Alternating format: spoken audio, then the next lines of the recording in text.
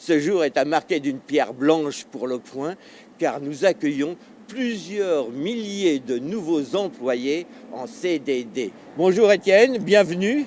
Alors nos passagères se sont bien comportés? Ça a été. C'est 2 essaims qui arrivent du Maine-et-Loire. Et quelle est la distance à peu près que vous avez parcourue? 4 heures environ. Voilà, il faut les fermer tôt le matin. Et là, il est 10 heures, c'est impeccable, on va pouvoir les placer.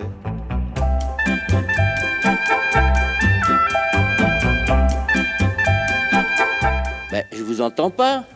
Vous avez fait bon voyage. Vous êtes arrivé à la maison, au point. Elles sont peut-être mortes.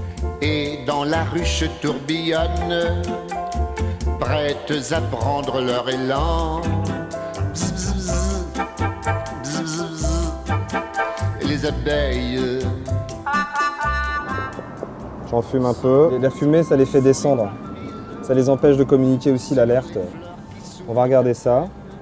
Donc c'est une colonie qui était sur 5 cadres, il y a encore 1 mois et demi. On a introduit dans une ruche à 10 cadres.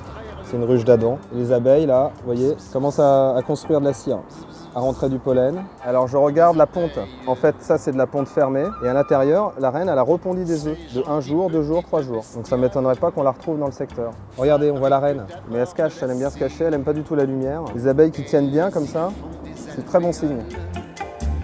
Tout petit nid pour bien dormir. Alors là, les abeilles que vous venez de voir commencer à sortir, elles vont faire ce qu'on appelle un vol de découverte. Elles vont aller rechercher les endroits où il y a de la nourriture, elles vont revenir à la ruche et elles vont effectuer une danse pour signaler aux autres abeilles là où elles vont pouvoir trouver de la nourriture dans un environnement immédiat. L'abeille s'acclimate particulièrement bien à la ville pour plusieurs raisons. La première, c'est évidemment l'absence de pesticides.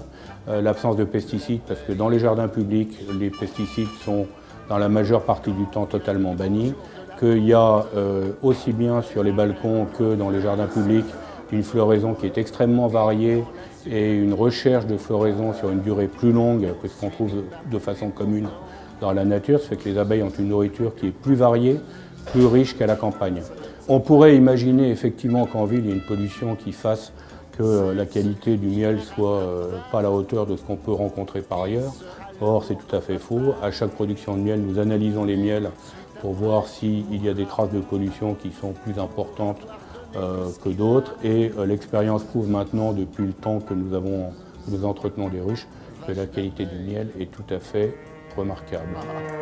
Si tous les hommes Les 2 apiculteurs nous ont abandonnés, laissant derrière eux leurs milliers d'ouvrières qui ont l'air assez excitées. Il faut dire que ces campagnardes doivent s'habituer à la ville et rechercher leurs premières fleurs.